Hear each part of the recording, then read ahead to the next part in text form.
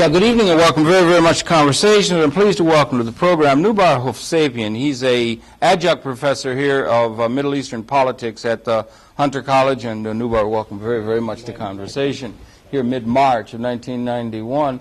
I wonder if maybe you could give us the benefit of your broad range and overall sense of this war that has just been, in a certain sense, concluded in its fighting phase. It's a defining moment in terms of the development of the Middle Eastern area and the relationship between the Middle Eastern area and the West. I wonder, in a broad brush stroke kind of way, you do see it that way. That's going to be the ramifications of this war and this confrontation are going to shape events in the Middle East and the relationship between the Middle Eastern countries and the West and the United States for decades to come, no? Precisely, in the same manner that the war in 1948 and the war in 1967 shaped the parameters of discourse, shaped the relationship, the nature of the relationship between the Arab world and the West. I believe that 1990-91 as an important juncture will also shape how the future generations look at the relationship between the East and the West.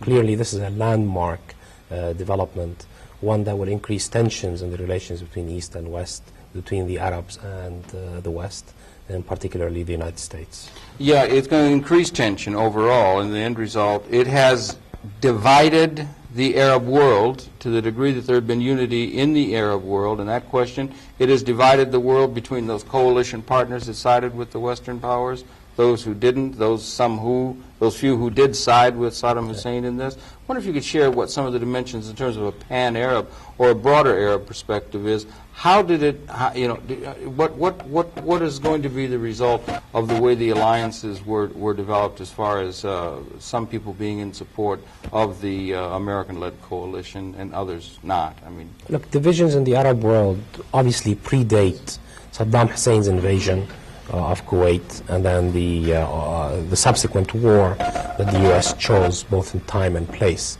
Those divisions have been exacerbated clearly by this war, and they've been exacerbated along the oil haves and the oil have-nots, with Egypt and Syria being the only really non-oil producers. Egypt does produce some, who were part of this coalition. How will it exacerbate relations between these two camps, if you will? One, it will increase the conflict between the peoples of the areas in terms of what future they would like to have. Do they want to have a future that is dictated by a policy whereby they are a strategic asset for the U.S., therefore postponing any possibility of internal changes and developments to enfranchise people, to democratize the Middle East, to enable people to participate? These are questions that would be raised by people. They are being raised by people. They were being raised by the democratic opposition, by the human rights organizations of the Arab world prior to August 1. It seems to me they will accentuate that discourse with the end of the war. You said the other dates that you took, besides this, 1990-91, you said 48, which would have been the establishment of the State of Israel. The war in 1967, which was a defining issue, again, brought attention to the Palestinian-Israeli question, the Israeli-Arabic question. This is of another dimension because, in a certain sense, that brought a dialectic, or at least seen as such by much of the world, as a Western-backed Israeli intrusion into the Arabic world. But there was an assumed sense, or at a certain level, a sense of unity among the Arab peoples themselves against this, the Israeli presence, as it were. This has changed the dialectic. This has changed the relationship between the Western powers and has put attention upon the fact that the United States now is basing large troops and was likely to have basing rights in some of these countries. Their military presence might stay there for some time. I wonder if you could spell out how that changes and what does the meaning have as far as the long-running Palestinian issue and the Israeli-Palestinian issue. Look, first, it has clearly created divisions between the Arab states in terms of who do they ally themselves with. That some invited forces to come into the region, namely the multinational force, primarily the United States, has clearly created division because people in the area have a collective memory. The encounter with the West has always been one. The West has come to impose certain conditions. When the British came in 1882 to Egypt with a promise that they would only stay there a few weeks, 70 years later they left. So there is part of the collective memory Of the colonial era. colonial era that is crucial in the Arab world. Algerians, part of their collective memory is 130 years of French colonialism. And it is precisely on the 12th of August or thereabouts of 1990 when Saddam Hussein issued the whole notion of linkage for opportunistic reasons from his standpoint, let it be said. But that precisely resonated in the minds, resonated in the collective memories of people in Tunisia, Morocco, Algeria. And at that level, there is a unity. There has been a presumed unity and a unity of among the Arab peoples on that issue that focused on the Palestinian problem. Right? Well, not only on the Palestinian problem, but also one of the things that we have heard is that there is no such thing as Arab unity, pan-Arabism. Well, indeed, there isn't in terms of state policies of the area, because raison d'etat rules the area, the Egyptian state, the Saudi state, filled with their security services and the repressive regimes. Iraq was not the only repressive regime we had in the area. So that when you have a raison d'etat, that prevented the articulation of a pan-Arab idea on the level of the state. But when you ask people, what are you? They all feel that they are Arab. No, it was articulated, but it wasn't able to be understood. It wasn't able to be translated. It's the powerlessness of the individual in implementing a feeling. It's there. And people feel it, they express it, they live it. One of the expressions of the pan-Arab feeling is the relationship with Palestine. And let me suggest to you that there are three elements that have always provided legitimacy to the Arab political order. One being Palestine, and second being Islam, and a third being some form of pan-Arabism. All of those three things have always been at the heart and the basis of the legitimacy of the political order across the states, be they radical nationalist regimes, monarchies, constitutional monarchies, or what have you. Yeah, right. That always has, and it does. And so that issue still remains. The Israeli-Palestinian issue still remains and resonates in the thinking and the feelings of all of these people. But this war and the intervention of that must have been, in a certain sense, difficult for that decision to be made by some of those partners that did side with the West, do you think, or not? Or was it a realization of what had been seen in real terms as an alliance that had been built and had been, for all practical purpose, in existence before between the United States and Fatah and the Saudi Arabia and so forth? Or maybe you could give us some of the realities there. There is a feeling in the Arab world, I mean, from the 60s and 70s, that there are regimes in the area whose survival depends on an alliance with the United States. That is, the survivability of the Saud family in Saudi Arabia is not based on a notion of sovereignty that resides in people. The whole notion of sovereignty for the Sabahs and the Sauds does not reside in people. It resides in their ability to maintain their security apparatus to enable them to remain in power. And who has built that for them in the past, and now who is there in force is the United States. So clearly, for them, raison d'etat means that no opening, no enfranchisement, no democracy, these are foreign ideas that will not be permitted. For other parts of the Arab world, they have seen the importance of the question of Palestine. And in Kuwait, Palestine was an important question. You had 450,000 Palestinians living there, clearly as second or third class citizens, as treated by the ruling family, the Sabahs. But nevertheless, the Palestine question remains central in the mind of the Arab people, and it also remains central in the third world for a simple reason. Palestine was, in a sense, colonized, if you want to use that term, precisely at the time when decolonization was occurring in all of the world. And that hits in a raw nerve in the third world, in the Muslim world, and in the Arab world, all combined. That's why it's a cause célèbre for that part of the world. And I grew up with that in Cairo and later in Beirut. And you could see it's still there. And that question raises ultimately for the Arabs and for people of the Middle East by and large the whole notion of the double standard relationship in terms of how the U.S. treats issues. Why are standards used selectively?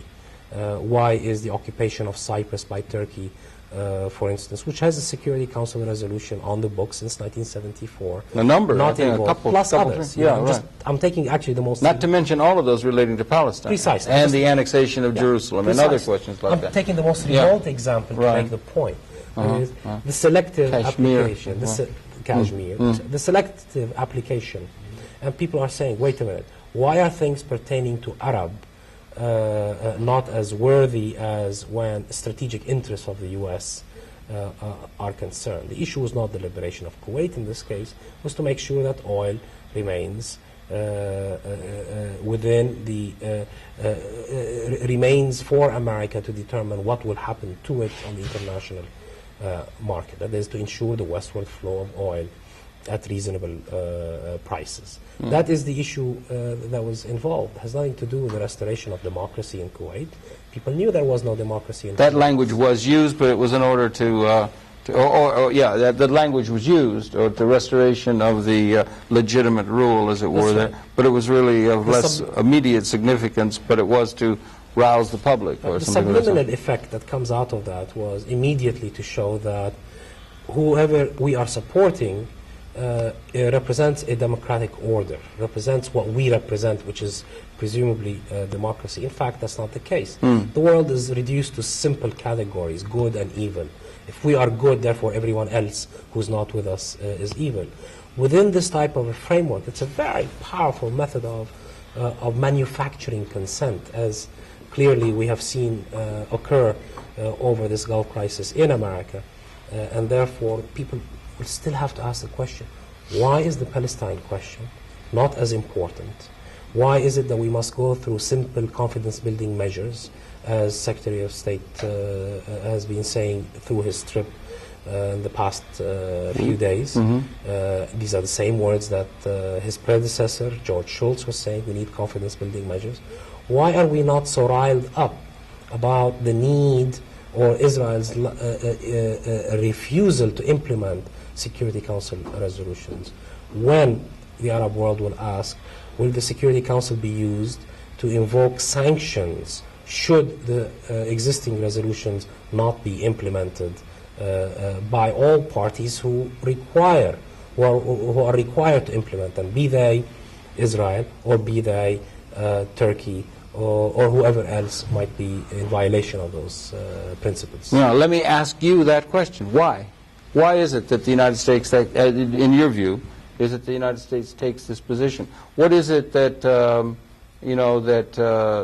motivates their thinking and their uneven implementation of security resolutions and so forth? I know it's a simple question, but I ask you, or perhaps from your perception, what is it? What is it that motivates the United States to this almost complete and support of the Israeli state, as it were, and so forth, and inability to see the Arabic position in this? Well, I think partly it has to do with the Arab position itself. All right. Allow me to answer it in two ways. Fine. All right. First, on the American domain, America has historically viewed Israel since 1968 as a strategic military asset.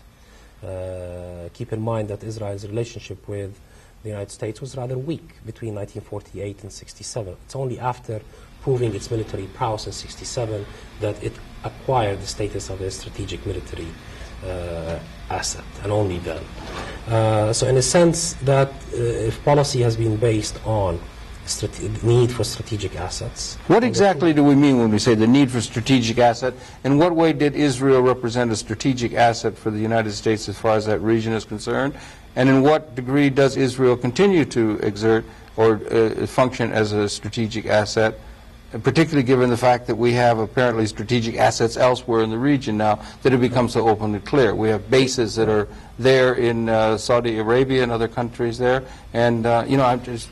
No, see, you raise an interesting paradoxical point. What is the strategic interest that Israel represents? According to the policy as developed by the successive administrations from the Truman Doctrine to the present, strategic asset was precisely vis-a-vis Soviet power in the Middle East, that is to preclude the ability of the Soviets to have any major influence in the area.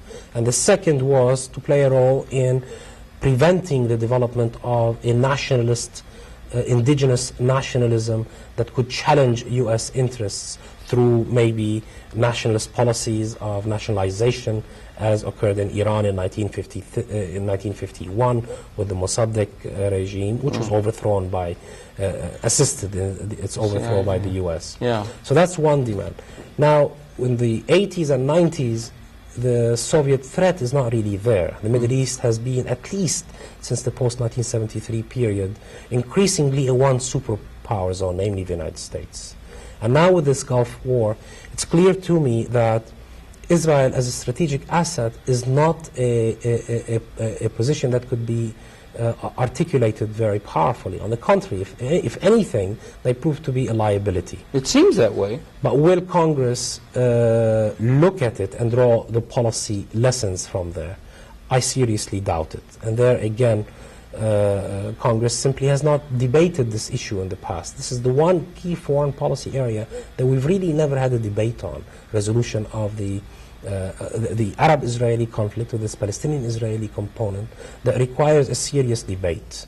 That has not been debated. So in essence, our discourse in this country, as seen through Congress, is essentially presented as an Israeli discourse rather than an American discourse. Should we choose to have a discourse, then we might be able to move towards a policy that views the conflict differently than the Israeli discourse, as one between two competing sovereignties, Israeli-Palestinian, over the entire historic land. And if we do that, then the principles of self-determination and sovereignty and peoplehood, and therefore statehood for Palestinians, would be simple things rather than a priori being rejected by President Bush and Secretary Baker and previous presidents and secretaries of states. We are still beholden to parameters that exclude the definition of conflict as two competing sovereignties, therefore enabling Palestinians to be viewed as a sovereign people who want a state. And therefore, on the ground, it is not a strategic asset, Israel. Policy level, we have not gone into that debate yet, and I suspect we're not going to see that debate in the ensuing months or even early years. Why? Why will we not see that debate in the United States, in your estimation? Why is it that there's such a blind spot or a myopic blind spot as far as this is concerned on the part of the people of the United States, let's say, for instance? Even to the degree to where we've been, in a certain sense, giving aid, economic aid, to the point where the Israeli state could not exist without the United States aid. It's avoided out of tax monies as well as individual money. Why is it, do you think, that the United States has been willing to take this almost complete support of Israel in the face of the developments that have occurred, and particularly against the thinking of so much of the world as relates to the maltreatment of the Palestinian people that have accompanied the Israeli policy all along? What is your thought on that? Look, since 1982, most public opinion polls in this country indicate that at least 50%, if not more, do favor some notion of a Palestinian homeland. That has not been reflected in policy. Partially it has to do with a lobby that is very strong, highly organized, and has presented the Israeli case as one of converging interests with U.S. interests in the area. That's one factor.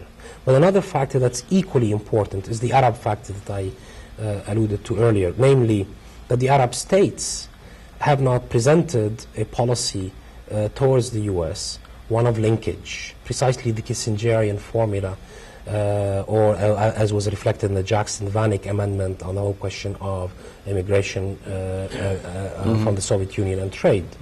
If the Arabs, as states, would have a policy that says to the U.S., look, our collective policy through the League of Arab States is the following. We will withdraw $50 billion from our investments in the U.S. and or in England until such time when you stop building of all settlements, because you have laws on your in Congress that could enable you to prevent that from happening. Or we will do so, and every month we will withdraw some more, until such time when you can pressure Israel enough to come to a negotiating table to accept the land for peace formula as an equation that will be the basis for a negotiated settlement. Which is the basis of 242. Which is the basis of 242. And which President Bush enunciated his support for. That's right. And yet the Likud government is just is thumbing their nose at the concept. That's right. And we continue to support them and continue to do it. I guess I'm asking you why. What is there about that state? It's a naive at a certain level question in that. What is there about it that sees such a close commonality between Israel and the United States? Why is there such a close tie between those two countries? Look, there are a variety of reasons. In your estimation. Yeah? Variety of reasons. One, we've mentioned the lobby. Second, we've the lobby. You're talking now about the Israeli lobby in the U.S. Maybe some people aren't aware of it. AIPAC, they're meeting this week, as a matter of fact. It's extremely important and very well organized, and they've done very well, thank you very much, in terms of getting support for Israel in the Congress. And they have a great clout, as it were, in terms of shaping policy, right? They've had clout. They've targeted people in certain districts who had opposed a 100% pro-Israeli policy to try to unseat them. They've succeeded in some instances, as several books have pointed out. Edward Tivenin, the book you were mentioning earlier, clearly indicates the power of that lobby. But the power of the lobby would be not great if the presidency chose to use and wield its power. We saw how powerful the presidency is in declaring war, in carrying out war, long before even Congress was convened to debate it and discuss it. I'm talking about the Gulf crisis. Right. Should the presidency decide that it will put its weight behind that institution and say, we want negotiations between enemies that includes the right of Palestinians to sovereignty, it will happen.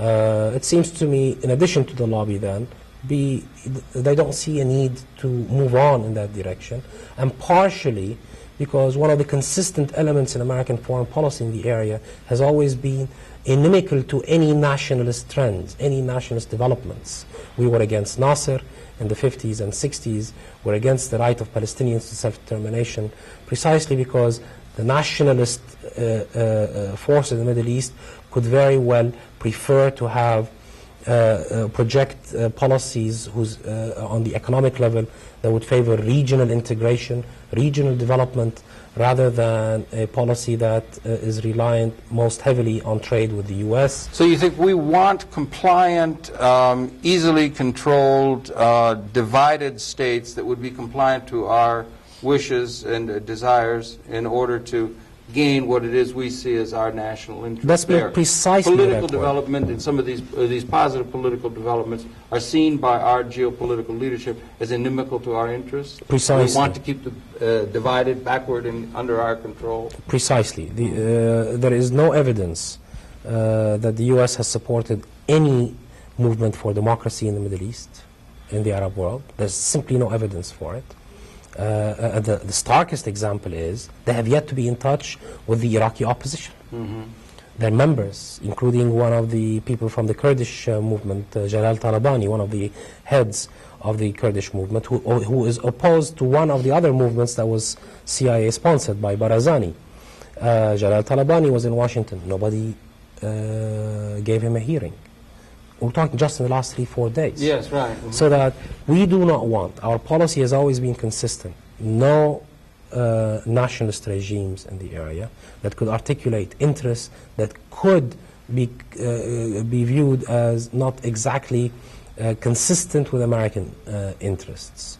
Could have an agenda that is different in terms of development, in terms of articulation of political ideas, in terms of political philosophies, etc. We have always been inimical to that, and we have done everything we could to undermine any such regime through our foreign policy in the past. And it makes one wonder why that need be the case. What it would seem from Truman and from others, or from Roosevelt for that matter, with the House of Saud talking that they had an interest in the oil wealth of the Persian Gulf. Even Saddam Hussein was not looking to have oil at some ungodly high price or something. He was looking $21, $23, $24 a barrel or something. I mean, it wouldn't matter. That oil has to be sold in the world market. So if the access to the oil were able to be available, no matter what the government was there, one wonders what it would be about the progress and the progressive progress, education, health care, and all of these other kinds of developments, and democratic development and some of these other developments of a healthy nation or a healthy state entity, as it were, would be against why it would be against our interest for those countries to develop in a healthy, progressive kind of way to benefit their own people. Look, there are two elements involved. One is the historical record, which we have just talked about. I mean, if we exclude the idea that somehow that is then going to prove, if I may, Sure, please. that would be then perhaps a unified threat that would be against Israel. Well, and that the fear is that there would be a unified threat that would be directed against the state of Israel. Well, number one, I'm not sure that would be the case. I mean, I have an argument, a simple one, that should the Arab states move towards democratization, that would be viewed by the Israeli leadership as an ominous sign.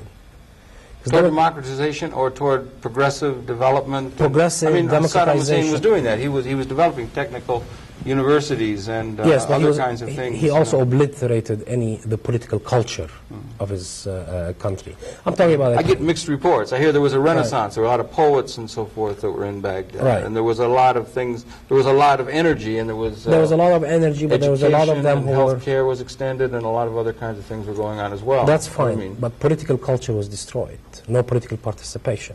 Civil society was totally penetrated by the state. There was no ability to express ideas openly and what have you. These are matters. If people are able to articulate ideas openly and to say and to hold their leaderships accountable, because I come from a generation that has seen too many wars, 67, 73, 82, and now this Gulf crisis.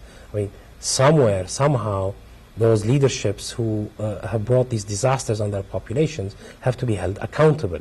And democracy would enable you to do that. So that in essence, democratization would mean that you would ask questions about priorities. Priorities could very well mean that an oil policy that is intended simply to maintain the westward flow of oil at reasonable prices might not be an accepted one. You might require a regional development in the area to create a regional market. Instead of being a major trading partner with the US and Europe, you might create a market economy similar to the economic European community, and that would break down barriers of states, and therefore the need of people to move, and therefore of the expression of ideas. Those ideas are very dangerous ideas, if you will. And a second point that's equally important, America's insistence on the need for the presence of these regimes, the monarchies in the oil-producing areas, is that to ensure this westward flow of oil for yet another reason. After all, America, as a declining economic power in the world today, requires to use the Middle East as leverage over its allies, Europe and Japan. And therefore we are to be the captive market for the US, and we are to be an element in America's need to use its military prowess to stave off its declining economic status. So these are some of the elements. They get complicated, but together you might be able to explain why the US has not, as an empirical fact, supported a single pro-democracy movement in our part of the world. Now, what is the most important pro-democracy movement that we've had, predating the developments in Eastern Europe? The Intifada, Palestinian Intifada is a grassroots movement, the model of which was followed in much of Eastern Europe and in North Africa and Algeria to force municipal elections, and in Jordan to force elections for a new parliament and the appointment of a prime minister independent of total control by the king. That Intifada as a model for grassroots movement from the ground up that espoused the need for viewing the Palestinians as a people who are under occupation, therefore resisting occupation, and therefore wanting a state. The same principles involved in the Gulf crisis are there, but for much longer time. So the model for a democracy movement, if you will, if America was interested in democracy, is the Intifada. Where is the support for the Intifada? It does not exist. It does not exist in this country, and it's shot down if it does try to raise. If it tries to raise its head in Congress, it's shot down because the forces or the people who might be for the Intifada are not well organized politically in this country. People are not educated, or is there a sense of some sort of a? Many people in the world see is the Israeli experience as an extension of. It could not have survived over all these years, economically or in any other way, without the unerring support and complete support, and now increasing support of the United States, propping it up economically and giving it aid and so forth. So, do you understand what I'm saying? It's like seen that way, so that it's one wonders why they say it's a democratic experience, that they're like the United States. There's a similarity between Israel and the United States. I just wonder how the Arab world sees that relationship between the United States and Israel. It's an extension, in a certain sense, of the United States. Well, to some extent, an extension of the United States. And second, clearly, all the weapons that have been used in the wars against Arabs have been American-made weapons. In other words, the U.S. is viewed as a major power, and its key ally, Israel, which has supported that superpower in opposing nationalist movements for democratization. And therefore, we do have a different world view on this one. Yeah, and it's a world view that is saying that, do you want to maintain do you want to view the Middle East as an oil barrel to provide you with your energy, or as a people with a culture, with aspirations for freedom, for maximizing their participation in the political process and the social process, in the development process? Mm-hmm. So far, we don't have those elements of American policy supporting that. We have Arab human rights organizations. How many of them have been supported by the U.S. as models for demanding the implementation of principles of human rights in the area? We only supported them when it came to the Soviet Union. But why are the Arab people not worthy of human rights, if you will? We have our organizations, and they are very flourishing and growing. And to me, those are indicators of possible change in the future to better ourselves internally from our societies. These are the symbols of a future that must be supported. The question is democracy something that would be consistent with an area that is viewed as a barrel of oil? Mm-hmm. No, it's not. It is not. We are not a barrel of oil. Yeah. We are people. Yeah, right. Exactly. With a history, with a discourse, and with a very future. Rich history. Yeah, absolutely, with a very rich history. Well, given all of this, given this background, given this reality and so forth, it must be, and all countries are, and I'm trying to get a feel sociologically and so forth for this vast area, the Arab world, as it were, and so forth. All areas have various groups of people. We have masses of people. We have intellectuals. We have middle-class peoples. We have leadership elements and so forth. Democracy is very fragile in all parts of the world to a very real sense, particularly economic democracy. But given that, there must be among the Arab peoples then a tremendous reservoir of anti-Western feeling and sentiment and thought, given this long history of I don't know if it's humiliation or of maltreatment by the part of the great powers of the West toward the Arab world, no? Well, look, there is a lot of resentment from large sectors of the Arab populations, be they in North Africa, in the Arab East, or even to some extent in some of the Gulf countries. I mean, even in some of the Gulf countries which have aligned themselves with clearly, among All right, among some of the intelligentsia. Yeah, all Like right. I was in Saudi Arabia in July of 1990, visiting some colleagues of mine, even members of the government and academics. They clearly are resentful as to how they are perceived. They're not viewed as a people, they're viewed as assets. And I think that that creates some resentment. A Yemeni who was part of the 900,000 Yemenis kicked out by the Saudis during the early months of the crisis, he would simply wonder, why was the US so concerned about human rights in Eastern Europe, but not concerned about this collective form of punishment meted out by the Saudi state against 900,000 people, causing a total decline of about 25% of Yemen's GNP, already one of the poorest countries in the world. Where is their human right? Where is their human right? Where is their economic right? Well, I wonder if I might just throw in there the human rights of all the Iraqi people. I don't know how many people have been killed.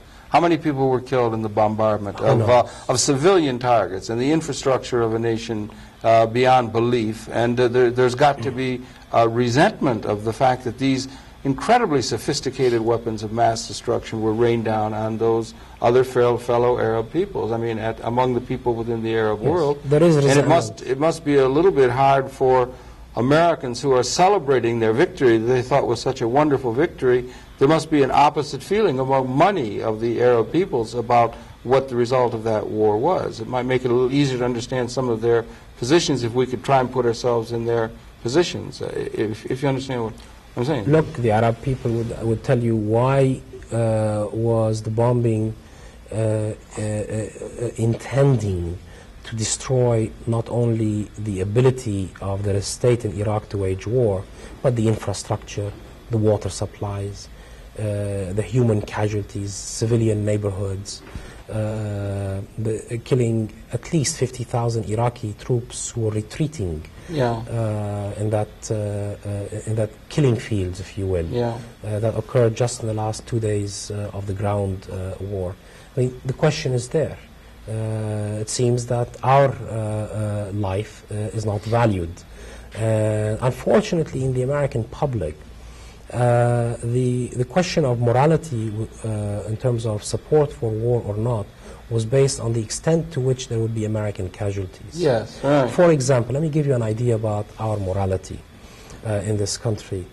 If you ask an average American how many Vietnamese were killed during the Vietnam War, the likelihood is you'll get an answer of about 100 to 150,000, which is doubling or tripling the amount of American killed in the war.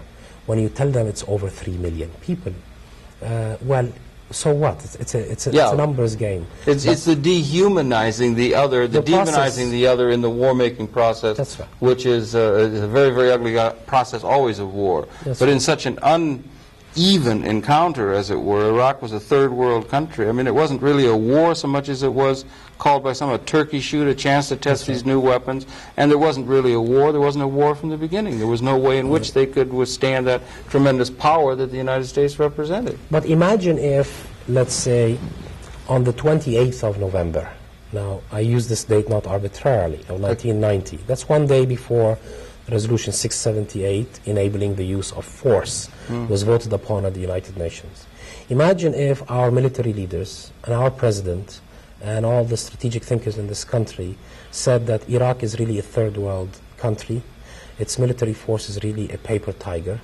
We know that in 8 years of war against Iran, they did not down a single Iranian plane. The most they could do is fight a World War I style war. All of they which were they bogged had, down in 8 years. All of which knew they this. had to know. This had to be the That's truth right. that they knew, right? Imagine if this is the PR line we put over our airwaves from August the 2nd to November 28th. Do you think there would be a mood to support a war? No, but one wondered, all right, you're right, and then one would back off. It's like me going into the ring with Muhammad Ali at his peak or something. I mean, there was no fight or anything of that sort, and we knew that, we could do that. One wonders why a major power, the super major power, which carries tremendous, it has tremendous power, but it also has a tremendous responsibility to not corrupt, for instance, the United Nations. It is supposed to be an institution of keeping peace, not making war.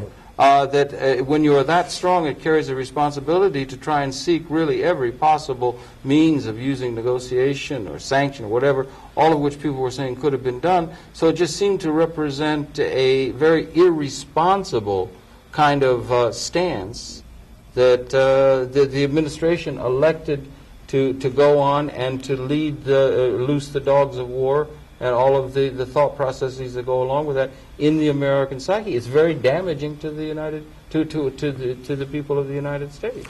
Indeed. Look, the U.S. I mean, it's irresponsible. Right. It's very simple. I mean, the U.S. sabotaged the diplomatic option. They did. It did not fail. And as we're working on this book that I mentioned to you, we've been looking at the day-to-day developments. Clearly, it was sabotaged. And second, the date for war was set in September. I mean, this was reported in the New York Times last week by Thomas Friedman. The first week of September, the 16th of January, was designated as the beginning of the war. So precisely when we came at the UN to adopt the resolution 678, we designated the 15th of January as the deadline in order to start the war on the 16th. That's not to say that Saddam should have possibly learned something and say, wait a minute, there's this massive force arrayed against me, and maybe I should rethink that. But the question is, America was intent on going to war to teach a lesson, to destroy not only Saddam Hussein, but the infrastructure of the country and its people. That they have done. And the question that perhaps could be posed here, let's say that instead of the archaeologists were rather concerned. Yes. If you might that's remember. The cradle of Western civilization. And imagine that instead of Iraq being hit, where the cradle of civilization, the first city known in our recorded history exists, and some of the most important museums. Imagine if the Parthenon was being bombed in Athens as opposed to some remote Arab state. Would the public in the West have been as lackadaisical about this matter? I doubt it. Ethnocentrically not. There's so Eurocentric that it's almost... That's right. So I think precisely this point. Why was it necessary to destroy an Arab state?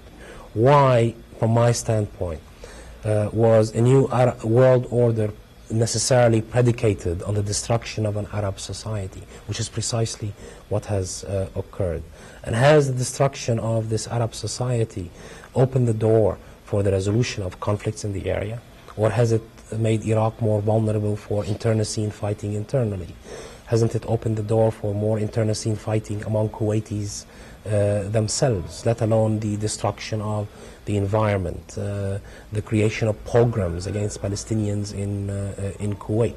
These are some of the outcomes of this war. The price is not American life, but it is Arab life, which seems to be devalued in America. Yeah, there was no loss of American life, and also there was a psychological, at least it's temporary, I think it will probably change, but there was a psychological boost to patriotism and flag waving and welcoming the boys home, and everyone likes to be on the #1 winning team, just like the Super Bowl or something of that sort. We had our president said, we've beat the Vietnam syndrome, we too can win a war, we're really tough, and so forth. And they had these weapons, these tremendously highly sophisticated weapons. People have been raised on video games, were able to just play video games that were human lives at the other end of that. And it also gave a notice perhaps to any other country or any other peoples in the world who might want to try and attempt to stand up to Western or American hegemonic military power. They had best really listen that the United States is the biggest guy in the block, and he's perfectly willing to use his power to slap them down or something of that sort. Do you think? Precisely. I mean, in an era where the responsibility is to find nonviolent conflict resolution, is the real responsibility of responsible leadership. We take the course of a guy on the corner who's going to knock a guy in the jaw. I mean, do you understand what I'm saying? It's not a very responsible course for a political leadership to take. Well, but it did achieve some of the needed agendas of the ending of the Vietnam syndrome. America feels good about itself. I mean, I don't know what that means in terms of Yeah, but it life. doesn't. Does it make you feel good about yourself? Did it make Absolutely the not. policemen in Los Angeles No, who were beating up on that guy that was Absolutely beaten not. up, feel good because they can beat up on the guy on the ground and beat him up and it makes them feel good? It's making them feel good about something they shouldn't be feeling good about, is what I'm saying. Is the Precisely. point. No, precisely. I mean, the outcomes are So, negative. I mean, that feeling good can't last long. I mean, I hope not. I really hope not. And I think that's one of the byproducts of this war is to what extent will the euphoria last. I think we're going to have a 4th of July celebration from now until the 4th of July. But once the dust settles, so to speak, will we learn that there are other problems? Will we learn that war is not necessarily the option that should be taken? Will we learn that there are legitimate grievances festering in the Middle East that require resolution? Will we learn that there are legitimate problems at home here in the United States that need to be resolved? These are the types of questions. We are at a historic crossroads. Will militarism be on the rise? I'm afraid if Bush gets his way, that will be the case, having proven prowess. But of course, that prowess was proven against a third world army, which is not exactly a real challenge. Will we move in a direction of conflict resolution through an integrated world community that does not accept any form of tyranny, be it practiced by a state or be it practiced by Air Force pilots bombing unarmed soldiers and or civilians? well, it just seems... Morally, it's the same question. Yeah. And it seems that moral question has to be asked and debated, because there has been a devaluation of our moral standards in assessing what has occurred. We are too drunk right now with the euphoria of victory. But is military victory the destruction of an Arab society? Is that victory? And let me remind you of something else. It's the attitude of the bully. That's right. And that's not Right. something to be That's right. particularly proud of. Let me suggest... Unless, if the guy's your size, Yeah. or if it's an equal thing, if we had fought the Soviet Union or something, Right. yeah. But this was like me trying to fight Muhammad Ali, like I said. But look, I mean, put the lesson differently. you shouldn't ought to do that. Yeah. Military Or I victory- shouldn't either. That's right. Get That's in the right. ring, but military victory is easy. About Hassan. Military victory is easy. That is, the ability to destroy.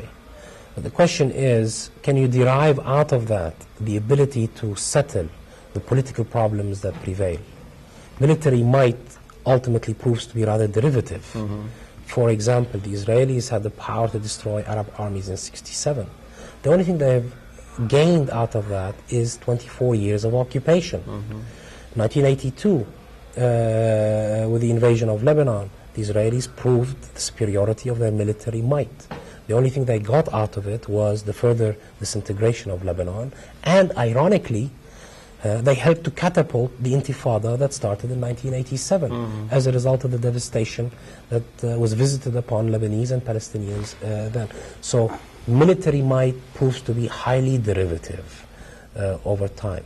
The question is, can we come to an order in the world that instead of just talking about security and stability, intersperses between those two the elements of justice, equity, that people need and demand, be they Palestinian, Kurds, Lebanese, and others in the Middle East. Yeah, it may be that the bully will resort to these kind of, and it's particularly fierce. We make 3 to 4 new atomic weapons every day, I believe, or every week in this country. We have a tremendous arsenal which carries this responsibility, and if you really are that good or that strong, it has this responsibility.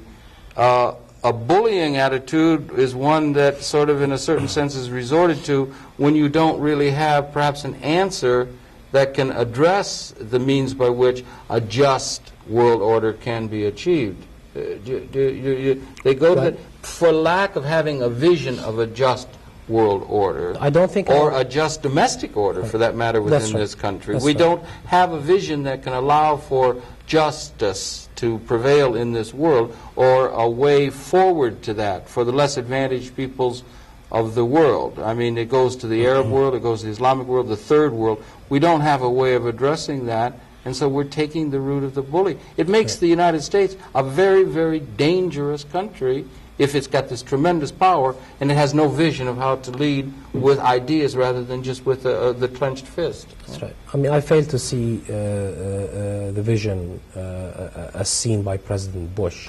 It reminds me of Dick Gregory in the 60s when he used to say, if democracy is so good, we wouldn't need to ram it down people's throats.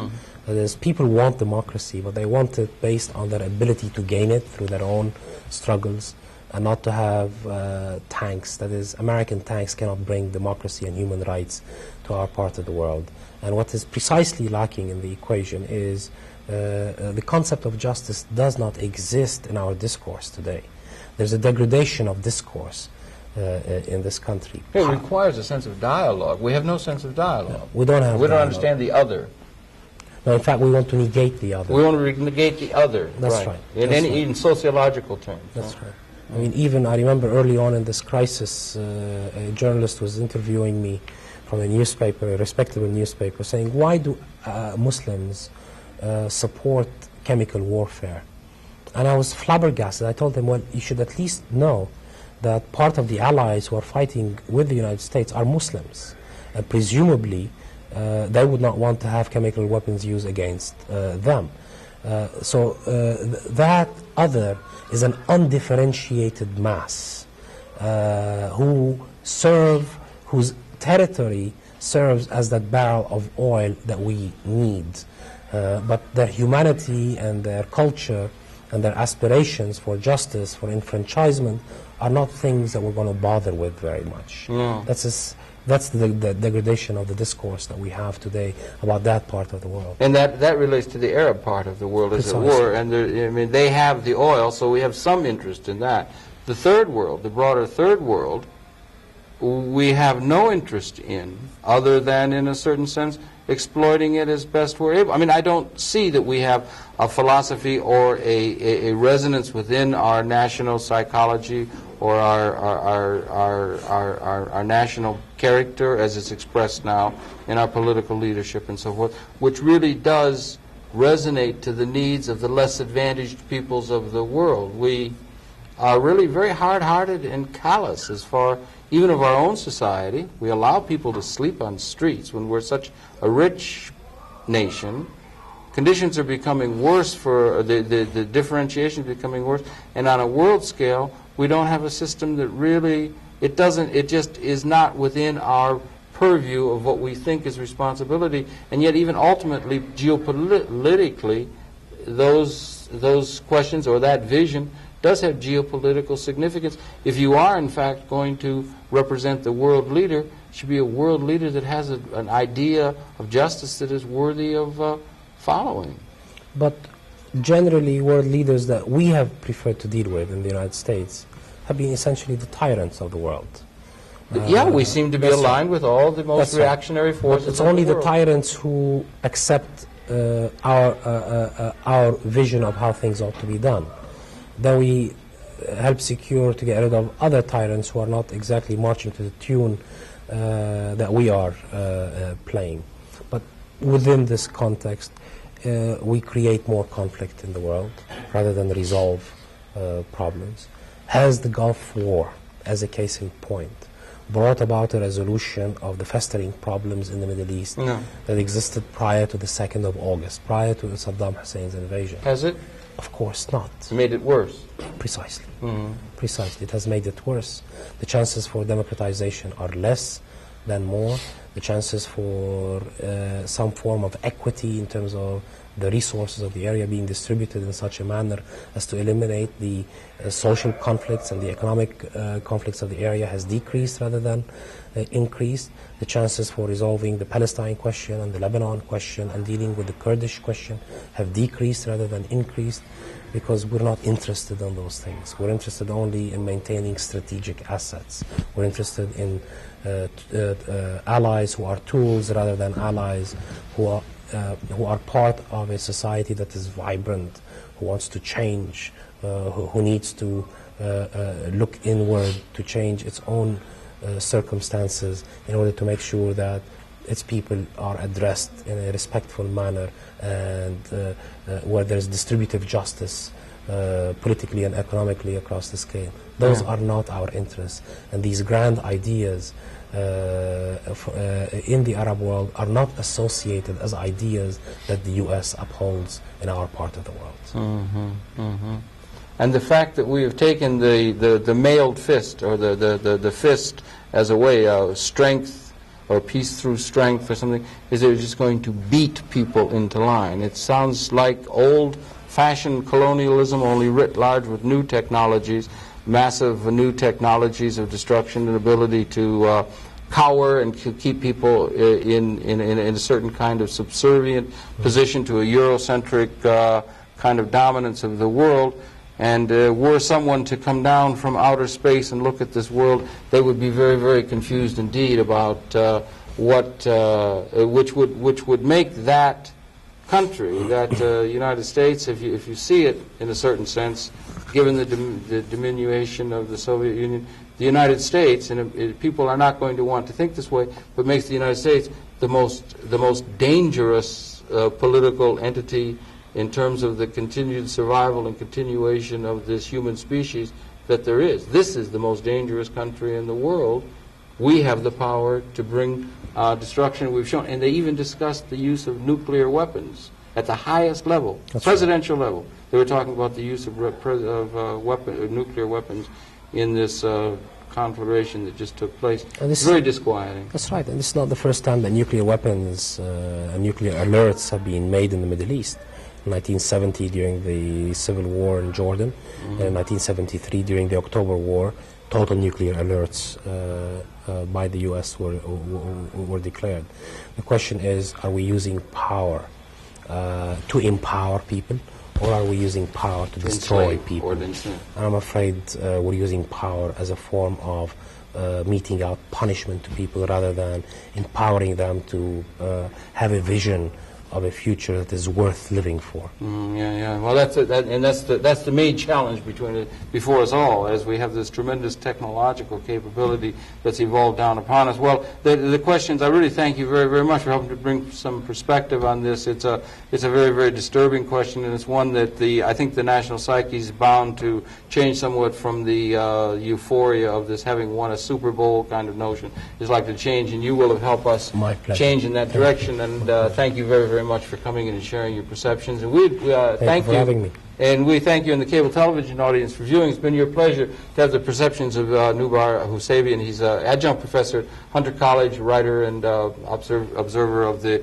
political situation in the Middle East. Happy to have been able to bring you those perceptions. We invite you to tune in again next week. We'll be coming back next week. That's it for this particular segment. Nubar, once again, thank you very, very much. Thank you. My pleasure. Good night. We'll see you next week.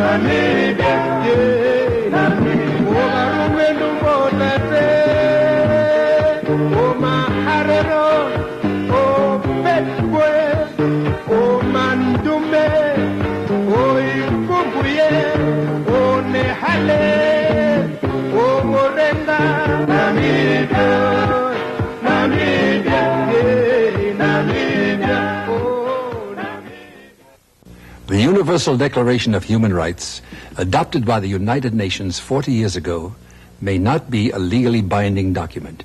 It is rather a promise made by all the members of the United Nations to the people of the world. We at Amnesty International believe that the governments who have adopted the Declaration have a moral responsibility to keep that promise. Write Amnesty International, Post Office Box 37137, Washington, D.C. 20013.